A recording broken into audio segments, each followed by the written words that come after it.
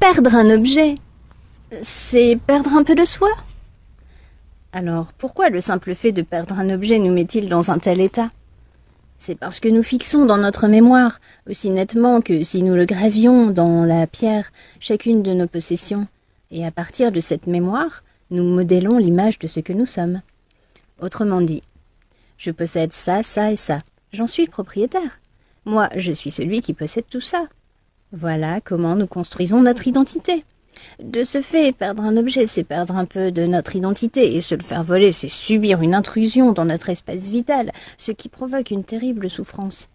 C'est pareil quand on casse un objet. Si une chose à laquelle on tient est endommagée, c'est comme si nous subissions nous-mêmes un choc, c'est une souffrance supplémentaire.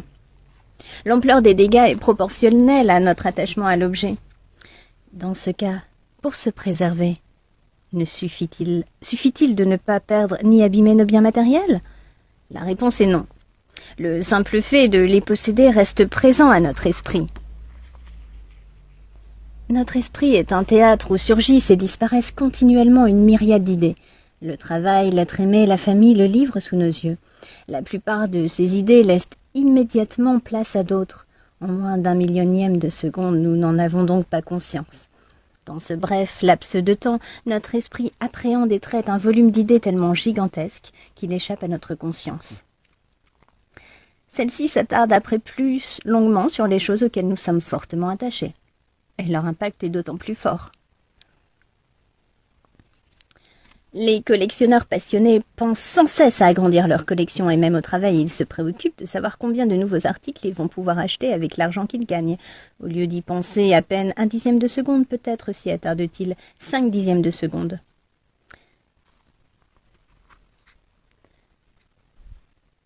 L'exemple des gens qui investissent dans des actions ou spéculent en bourse est sans doute encore plus frappant. Dans la plupart des cas, leur portefeuille d'actions occupe toujours un coin de leur esprit. Ils savent à quel prix ils les ont achetés, quelle est leur cotation actuelle. Peut-être l'oublient-ils un instant, par exemple, lorsqu'ils regardent un film, et si on parle de la bourse dans ce film, ces pensées reprennent immédiatement le dessus. Pourquoi? Parce que, dès le départ, elles étaient présentes à leur esprit. Dans les cas les plus extrêmes, même pendant qu'ils regardent un film, ou qu'ils discutent avec quelqu'un, ils sont tellement obnubilés qu'ils se demandent où en est le cours de leurs actions. Cet exemple est certainement facile à comprendre car c'est un cas extrême, mais à un niveau qui échappe à notre perception. Notre esprit lui aussi se préoccupe toujours de nos possessions. Et cela nuit à la clarté de nos pensées.